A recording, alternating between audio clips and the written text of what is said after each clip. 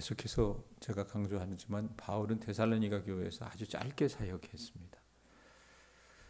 그렇게 짧게 사역한 이유는 그가 어떤 의도를 가지고 그렇게 한 것이라기보다는 외부의 핍박이 있어서 그곳에 오래 머물 수가 없었습니다. 어떻게 보면 이 데살로니가 교회 교인들과 생이별을 한 입장이기 때문에 바울은 이 데살로니가 교회 신자들의 믿음의 성장에 대해서 참 깊은 관심이 있었습니다. 그래서 이 데살로니가 전후서는 통틀어서 이 박해를 견디며 신실하게 신앙을 지키고 있는 그 교회 신자들을 격려하기 위해서 쓴 글이 데살로니가 전후서입니다. 자, 바울은요, 이전에 데살로니가 신자들과 함께 있었을 때, 지금 떠나왔잖아요. 고린도에서 이 편지를 쓰는데 떠나왔는데 이전에 데살로니가에 한 5, 6주 머물었을 때 그들에게 뭘 가르쳤냐면 여러 가지 가르쳤지만 그 가르침 가운데 주의 날, 주님이 강림하실 날과 그 두려움에 대해서 가르쳤었습니다. 근데 사람들이 여러분 어때요? 이 사람들이 살아갔던 그 믿음 가지고 살던 그 시대는 핍박이 있었다 그랬잖아요. 그러니까 주님이 그 재림하실 그 날과 두려움에 대해서 가르쳤는데 바울이 이제 떨어져 있으니까 같이 있으면 이 사람들이 헷갈리지 않을 수가 있는데 여기저기 와서 찔러도 보고 흔들어도 보고 이 사람들로 하여금 굉장히 헷갈리게 만드는 상황들이 되니까 어쩔 수 없이 바울이 떠나 있는 그동안 사람들이 이때가 그때가 아닌가 이런 혼란에 빠져 있었어요. 왜냐하면 자신들이 겪고 있는 시련과 환란이 성경이 말하는 어떤 하나님의 대환란 심판이 아닌가라고 하는 이 불안에 빠졌다라는 얘기입니다. 그 이전에 주의 날에 해당하는 자는 빛의 자녀가 아니라 어둠의 자녀라고 분명히 바울이 가르쳤는데도 사람들이 자꾸 와서 뒤흔드니까 그 심판의 날이 이미 시작된 거 아니야? 이 생각을 했던 거예요. 그래서 그 교회 안에 어떤 웅성거림이 있었던 것 같습니다. 그래서 바울이 이거 바로잡아야 되겠다. 이들의 종말에 대한 이해를 바로잡아야 되겠다 쓴 글이 오늘 2장 1절부터 12절이라고 보시면 됩니다. 1절, 2절 한번 보세요. 자, 형제들아 우리가 너희에게 구하는 것은 우리 주 예수 그리스도의 강림하심과 우리가 그 앞에 모임에 관하여 이래놓고 2절 말씀 영으로나 또는 말로나 또는 우리에게 받았다 하는 편지로나 주의 날이 이르렀다고 해서 쉽게 마음이 흔들리거나 두려워하거나 하지 말아야 한다는 것이라. 여러분 우리가 몇 달 전에 계시록 말씀 같이 나눴었잖아요. 한 2-5달에 걸쳐서.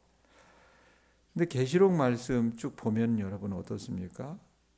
그 큰 환란의 때가 언젠가는 온다고 가르칩니다.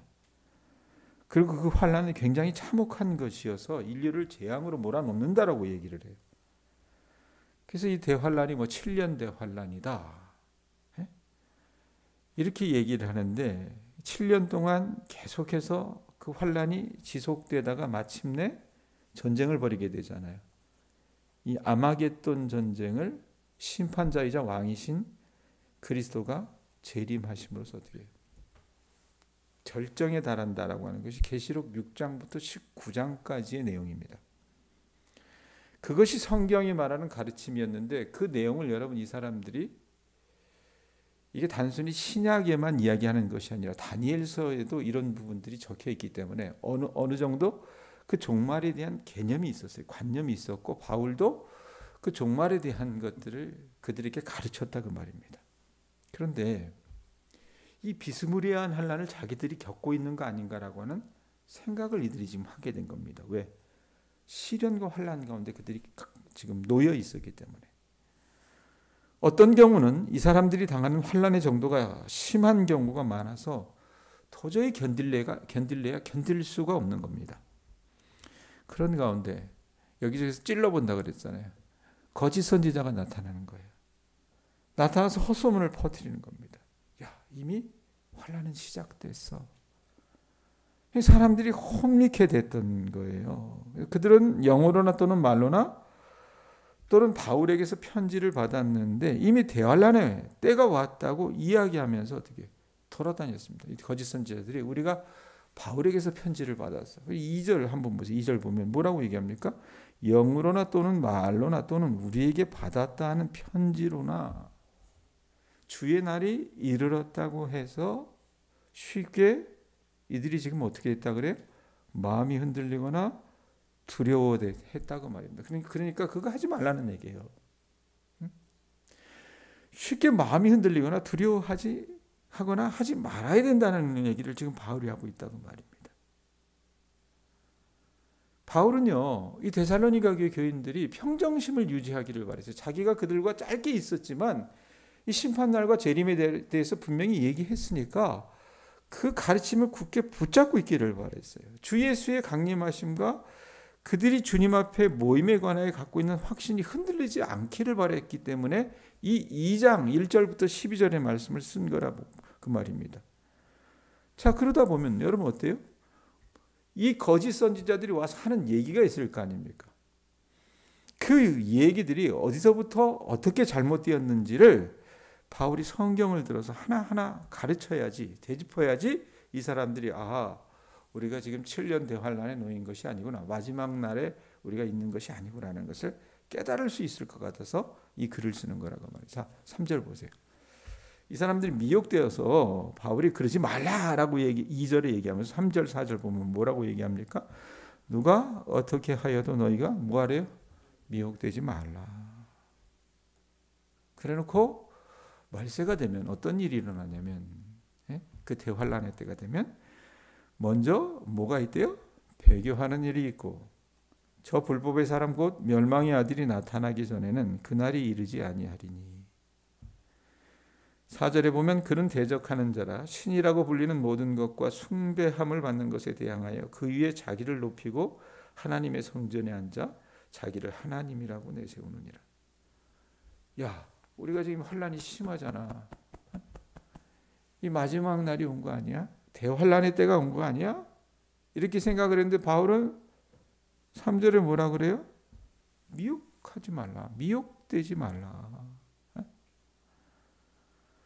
거짓 선지자들의 주장이 잘못되었다라고 하고 말하면서 그들의 그 가르침에 미혹되지 말라고 얘기합니다. 그럼 성경에서 말하는 그 주의 날은 무엇으로 시작되는 거예요? 여러분 우리도 알아야 될 거 아니에요. 이 윤석열 씨가 계엄을 일으키고 나서 여러분 이 보수 기독교가 아주 진짜 사고를 쳐도 이렇게 칠 수 있을까? 그 사람들이 뭘 붙잡고 그러는지 아세요? 이런 계시록이나 이런 어떤 데살로니가서 이런 말씀들을 갖고 그렇게 붙잡고서 그 짓을 하는 거예요, 사실. 근데 한번 보자는 얘기입니다. 한번 보세요. 뭐라고 얘기합니까? 자, 먼저 뭐가 일어난대요? 배교로 시작된다라고 얘기합니다.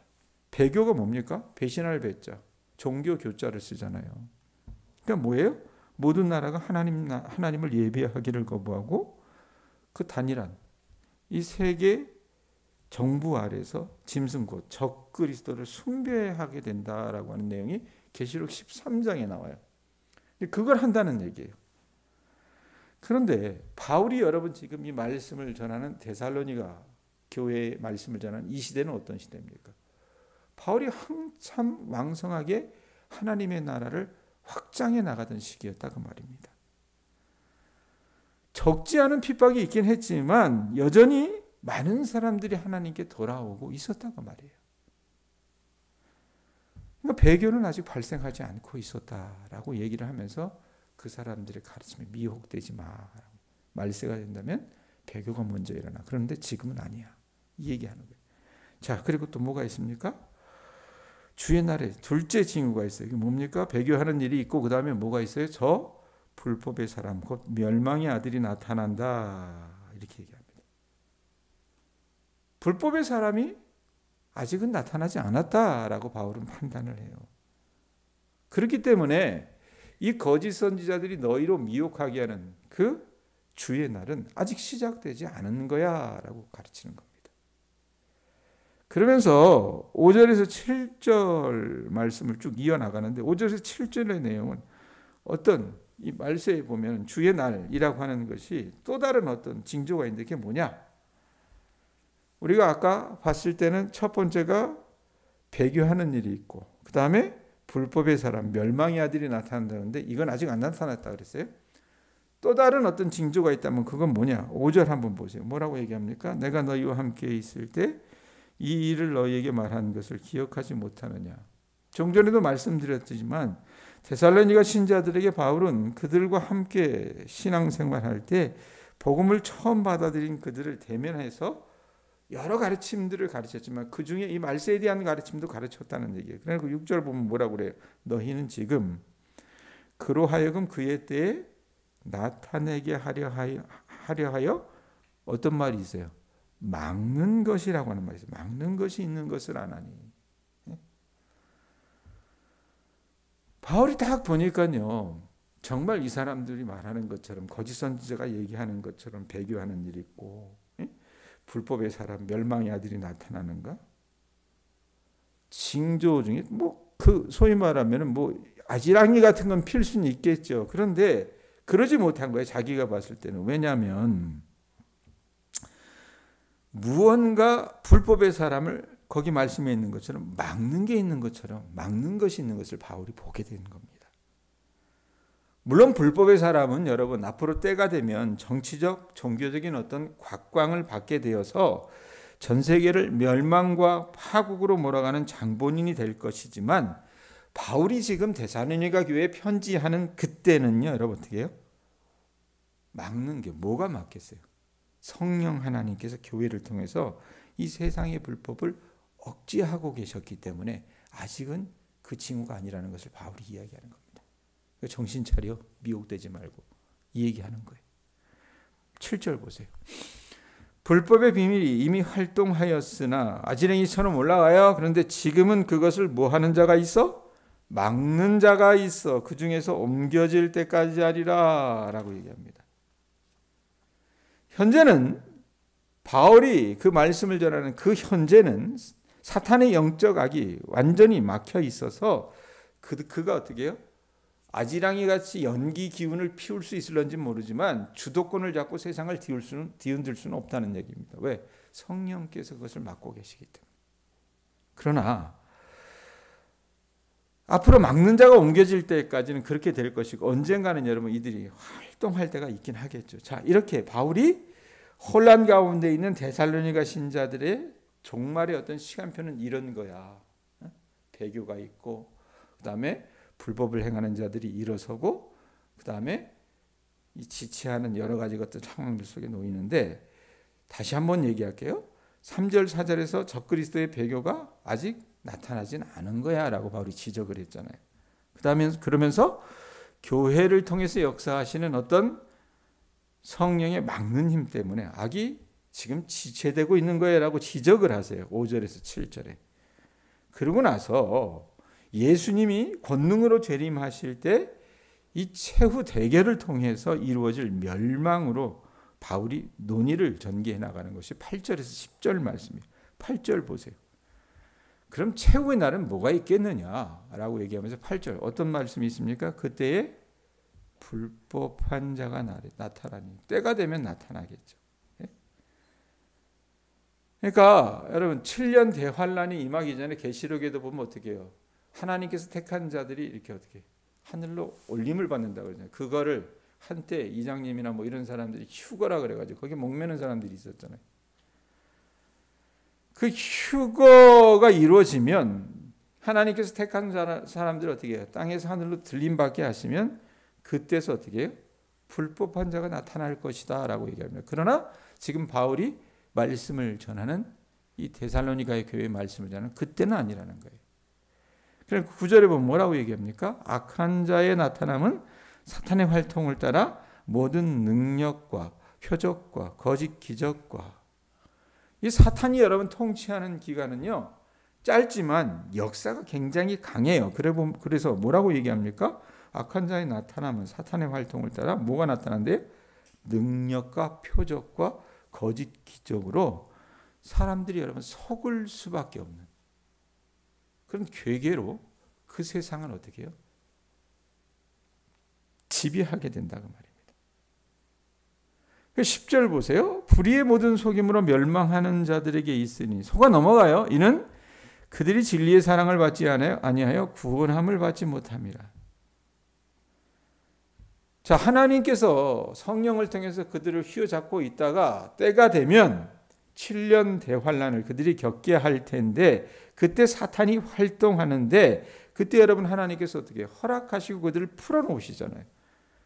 그럼 이 멸망하는 자들, 이 구원받지 못하는 자들에게 이 사탄이 나타나서 하는 게 뭡니까? 적그리스도가 나타나서 하는 게 모든 속임을 그들에게 구사합니다. 그럼 사람들은 어떻게 해요?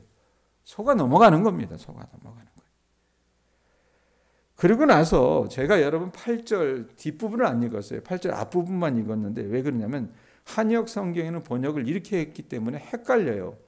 그래서 아까 8절 보면 그때 불법한 자가 나타나리니 이래놓고 뒤에 어떤 말이 따라 붙습니까? 원래 한역 성경의 순서대로 보면 주 예수께서 그 입의 기운으로 그를 죽이시고 강림하여 나타나심으로 패하시리라. 이 말은요, 8절 뒷부분에 붙어야 될 말씀이 아니라 그냥 순서대로 제가 보면은 10절 뒤에 붙어야 될 것 같아요. 그러니까 주 예수께서 그 입의 기운으로 그를 죽이시고 강림하셔서 나타나심으로 패하시리라. 그러니까 하나님이 족하다고 말씀을 하시는 거예요. 풀어줬다가 여러분 이것이 어떻게 해요? 세상을 막 침노하잖아요. 그래서 그 정말 끝날 것 같다, 이제는 더 이상 소망이 없다 할 그때에 누가 재림하세요? 말씀해 보면 예수 그리스도께서 강림하셔서 그와 싸우시는데, 말씀해 보면 뭐라고 얘기합니까? 그 입의 기운으로, 입김만으로도 그 악한 자의 싸움은 끝난다라고 말합니다.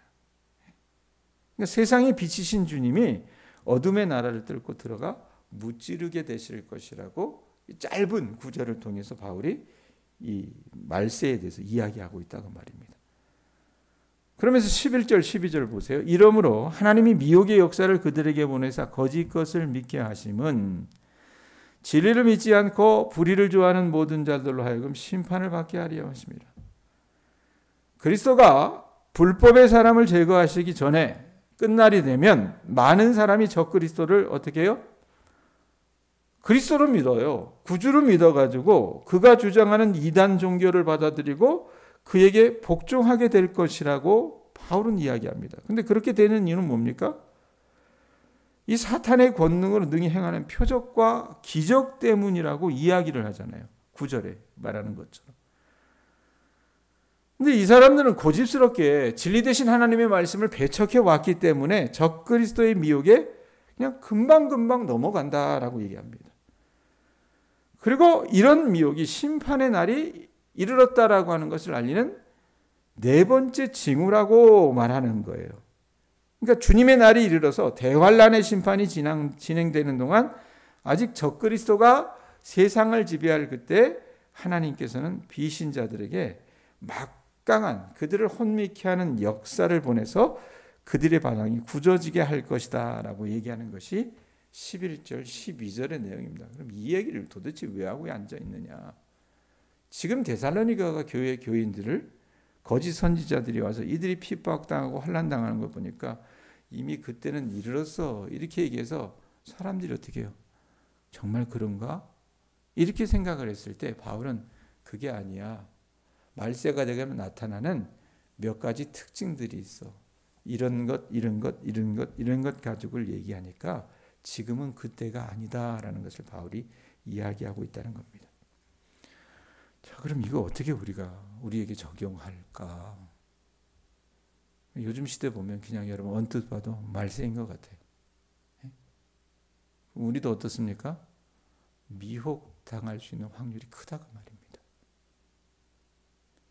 참 이단보다 더한 여러분 정통이 소위 말하면 세상을 미혹하고 있는 것이 요즘 시대인 것 같아요. 부끄러워요, 나는.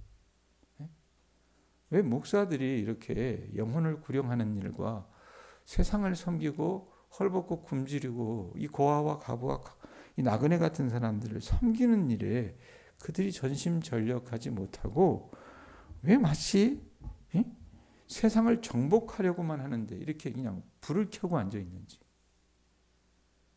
여러분 정의의 눈으로 보면 이 윤석열 씨 같은 사람은 분명히 하나님께서 보실 때 악한 사람입니다. 우리 나라를 봐도 그렇지만 지금 여러분 트럼프 같은 사람을 여러분 어떻게 그 사람이 우리는 그 사람이 하나님을 믿는 사람이라고 그냥 그렇게 넌지시 기로 들었잖아요. 제가 봤을 때 다른 하나님을 믿는 사람 같아요. 그걸 보고 어떻게 해요? 많은 수의 미국의 근본주의 신자들은 같이 경도되어서 거기에 여러분 어떻게 야합한다고 말입니다. 분명히 아셨으면 좋겠어요. 여러분들이 말씀을 가지고 판단하실 수 있었으면 좋겠습니다. 그러니까 목사들이 저도 여러분들을 미혹하게 만들 수도 있어요. 이 종교심이라고 하는 것이 여러분 얼마나 사람들을 뒤흔들 수 있는 꺼리가 되는지 아십니까? 그러니까 이단들에게 여러분 가보세요. 가보면 멀쩡히 대학 교수하는 사람들이, 박사들이 여러분 어떻게 해요? 그들의 가르침에 미혹되어서 별짓을 다 해요. 얼마든지 이 사람의 심리라고 하는 것이 여러분 미혹당할 수 있는 존재라고 말입니다. 그렇기 때문에 우리에게 지침이 되는 유일한 여러분 가르침은 뭐가 됩니까? 하나님의 말씀이어야 한다는 겁니다. 아셨어요? 그러니까 새벽에 나오셔서 조금은 어렵지만 저도 어려워요. 이런 말씀들을 여러분들이 계속 전한다고 하는 것은 저로서도 굉장히 부담이지만 그렇게 하는 이유는 뭐냐면 하나님의 말씀을 저나 여러분이나 제대로 알아서 우리를 미혹해 하는 이 시대에 저나 여러분이나 깨어 있어서 정말 임하실 주님의 재림을 우리가 기대하고 갈망하면서 오늘 하루의 삶을 어떻게 해요? 신실하게 살아가는 것이 우리의 몫이라고 말입니다. 아셨어요? 데살로니가 교회 교인들 가운데 몇몇이 이런 가르침에 여러분 미혹되어서 어떻게 하냐면 자기 생활을 저버린 거예요. 그러니까 바울이 뭐라고 얘기합니까? 일하지 않은 자는 먹지도 말라. 너희 일을 하라. 거짓된 가르침에 빠져서 그렇게 하지 말고. 이렇게 얘기했던 거라고 말입니다. 그래서 우리 교우들 하나님의 말씀을 여러분 삶의 유일한 지침으로 삼으시고 헛된 가르침에 귀를 열고 살아나가지 않는 주의 자녀들 되실 수 있기를 바랍니다. 기도하겠습니다.